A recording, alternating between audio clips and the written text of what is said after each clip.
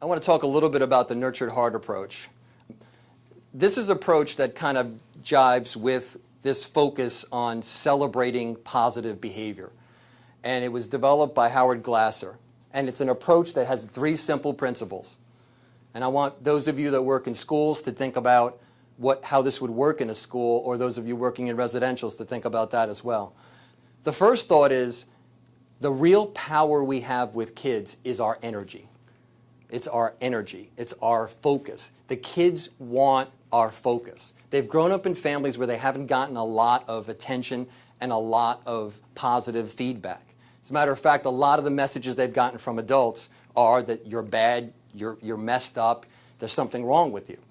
So the power we have is not punishment, but the power we have is to give relationship, to give energy to behavior. But I ask in all the schools and residentials I go in, if we were to count up how many times you make statements to kids, and if you make 100 statements a day, of those 100 statements, what percentage of them are statements about something great the kid is doing, and what percentage of them are statements about something that could you cut it out, could you please behave, could you stop talking, stop touching?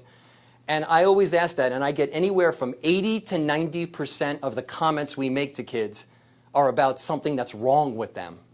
And about 10% of the time, we say something about something that they did that's well. And the nurtured heart approach says those are the wrong percentages.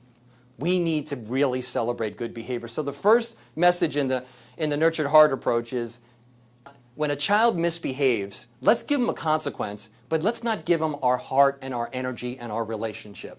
Let's give the consequence and move on. The second principle is, when they behave well, let's give them an animated response. Let's give them energy. Let's give them focus. And the third principle is, let's stop messing around with our rules. Rules are rules, and give the consequence, no big fanfare. I'll tell you really quickly, when I was working in a group home, I ran a group, and we had 8 kids in the group, and they were wild. I had this acting out all over the place, and I decided a brilliant idea. I said to them, every time you act out, I'm going to put an X next to your name. If you act out again, I'm going to put another X.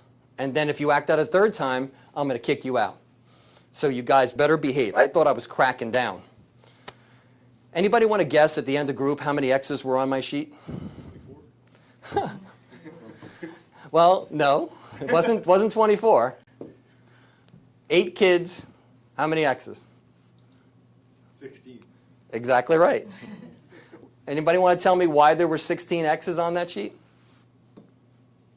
Because they knew that they could do 2 things that required your redirection before actually being kicked out of the group. Absolutely. And one of the things, nurtured heart sounds wimpy and soft, but it's very strict.